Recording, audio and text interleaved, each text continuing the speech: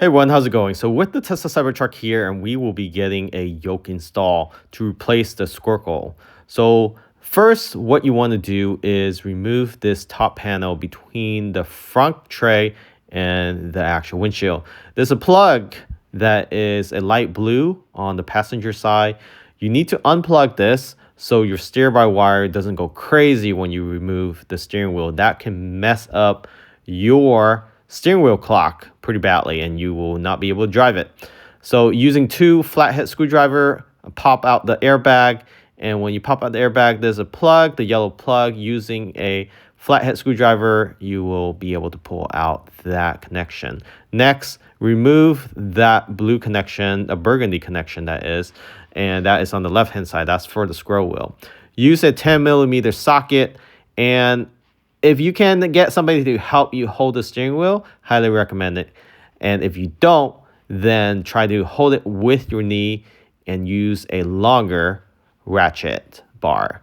So using the longer breaker bar, this will allow you to actually loosen the socket without having any issue. So after you loosen and break that 10mm socket, you can unscrew it with your fingers.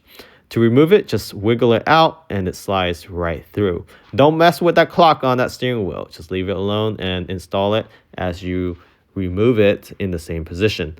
So in order to install the yoke, you do have to transfer all the internal components from the OEM squircle wheel over to the yoke. And the reason for this is that you have a perfect fit and there's no issue with the scroll wheels by using the OEM parts. So transferring over is 1 for 1. You just want to start with unscrewing all the screws, starting with the airbag housing. So those are the black bracket with the silver lining with where the screws are at. So you can't miss that.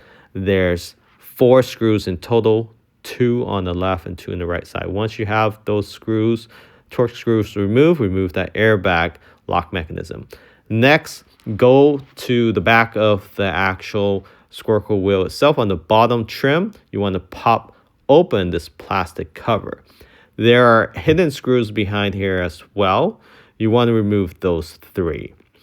Before you remove all those 3, there's additional screws, and you want to remove these 4 screws, torque screw on the back as well. So a total of 7 screws from the rear. Removing this allows you to pull out the actual plastic cover and also the internal harness connection. So again, take your time. Some of these screws are screwed into other plastic. So when you screw it back on the yoke, make sure you don't over torque it. So once you remove those 4 screws, now you can go ahead and remove the 3 lower screw underneath that cover that you just removed. Again, you can do this in any sequence you like.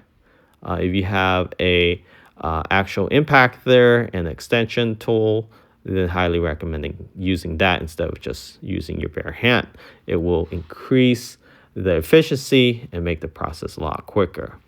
So the installation takes about 20 to 30 minutes, depending on how quickly you get all these screws out. There's quite a lot of screws here. So if you have a impactor, this will be no more than 15 minutes for the installation. Very easy. The installation process after you remove this cover, there's additional screws that you want to also remove behind that cover, and this is also hidden behind. Go ahead and take that impactor or that handheld screw. There's 3 on each side, and that again, it holds down the actual scroll wheel and also the internal component. These are in fact connected to plastic, so just take it easy, and then after that unplug it. So what you're unplugging now is just basically the harness to the heated steering wheel. The yoke does come with heated feature, so it will be able to heat up that yoke full real carbon fiber as well without any damage. So once the internal components is removed from the OEM squircle, go ahead and transfer it over. And you want to remove that lower trim cover first and put on the 2 scroll wheel harness and tray cover, and then just line it up. So you will do this in reverse order. You will screw everything back on just as you remove it earlier. And then now put the lower trim on the bottom, and this lower trim will line up with where the screw holes are at and face it down. You want to work on this yoke on a carbon fiber cloth. Don't just put it bare on the floor. It's going to scratch up the wheel. So you want to put a blanket or just a carbon fiber cloth will do. So go ahead and screw those 3 screws back on each corner for the scroll wheels. Again, using the same screws that you remove. And these are going back onto plastic. So again, just take it easy. Hand tighten this. Don't use an impactor when you're screwing these back on, especially for the ones that are connected to the plastic trim. These screws, don't lose them. If you have a little cup, highly recommend putting all the screws in the cup so you don't misplace them or it rolls around. Do this on a flat surface on the ground is highly recommended. And again, 3 screws on each side using the same screws that you removed earlier from the OEM squircle, and then installing it back onto this yoke itself. So the yoke does have the core, an OEM core. It just doesn't have the electronics and the module. You have to transfer that over. And this works better because then there's no issues with any of the scroll wheel, switches, buttons, airbag. You're all using the same OEM that came with your vehicle. So now tuck in all the wires and plug in the wires itself for the heat, as well as the scroll wheel and then the heated steering wheel. Then go ahead and place the actual yoke into that cover. Now this is in reverse order now. So you want to tuck away, make sure there's no wires pinching against any of the trim, and take your time with this. This is very important. You want to make sure everything lines up and all the wires are tucked away where it was originally on the OEM wheel itself. And press it in, make sure there's no gaps on any corner. Then once you have everything in place, go ahead and grab those same screws that you removed earlier and screw these back on. And this will screw back that back cover. And again, hand screwing these on because you do not want to use an impactor to screw on screws that goes onto plastic. You're going to definitely strip the plastic and it won't hold it down. Unscrewing it, you have very little risk of it damaging any of the trim, so you can use the impactor for that. For the actual casing itself that goes on from plastic to metal, so the actual core itself, you can actually use an impactor for this one. It won't strip them. But the bottom trim, it is plastic to plastic, so you want to hand tighten these as well. So just make sure you're aware of what screws you're putting back on. If it's plastic to plastic or metal to plastic, you want to hand screw them on and hand tighten them. And don't over tighten them either. You can't strip it even if you manually screw these back on. And then for the rear, after you place this cover back on, there's still 4 screws on the back. So a total of 7 screws for the back. Before you remove the actual cover itself.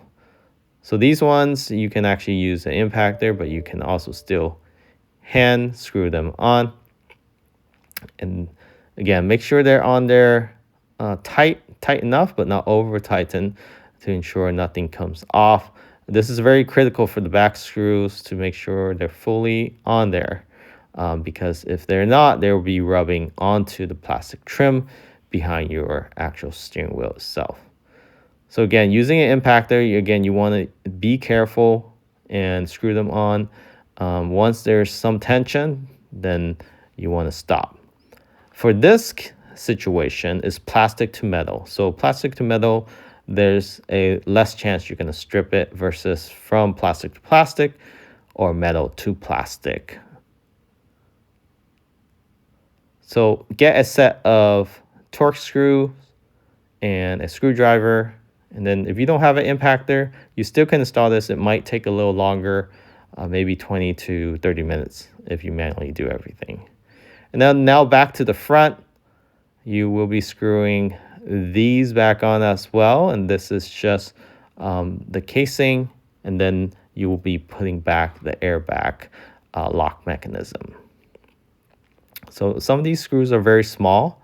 So if you drop them, make sure you have a blanket underneath or a carbon fiber cloth, and highly recommend doing this on the floor in case if you do drop any screw, you don't lose them.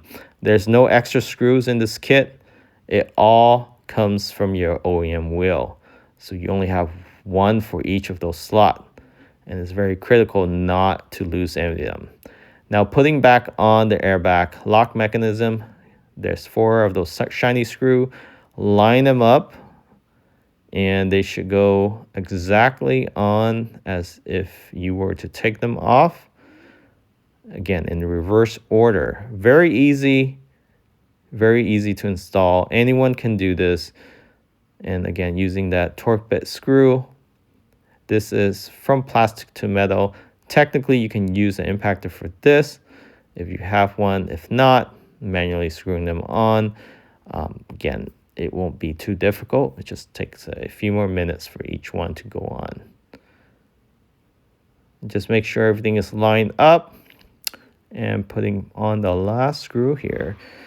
So after you're done with the swap over, putting the wheel back on to the actual Cybertruck itself.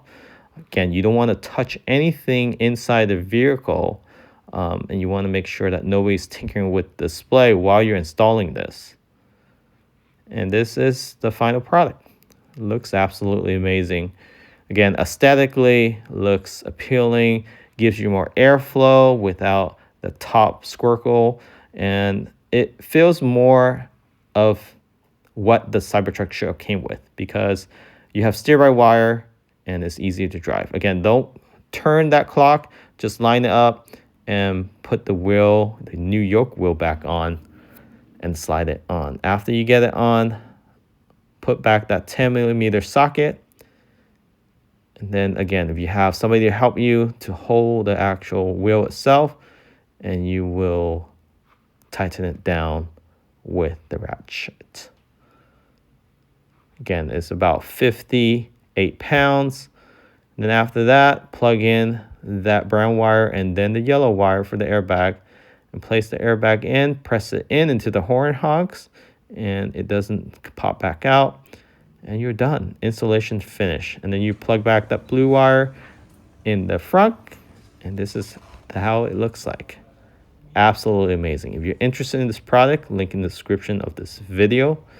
It makes the cabin looks more premium, and it also feels better when you're driving it, because the steer-by-wire, you don't have to turn the wheel over 2.5 times. It's literally just almost over half, and you're doing a full U-turn already. So in the sunlight, in any light, real carbon fiber looks amazing compared to fake carbon fiber. So don't go for the fake one. The real one is something special. And in this Cybertruck, it makes it even more special. You can see the glitter shine there as the sun reflects off of it. Thanks for watching. Remember to subscribe. Catch you all next time.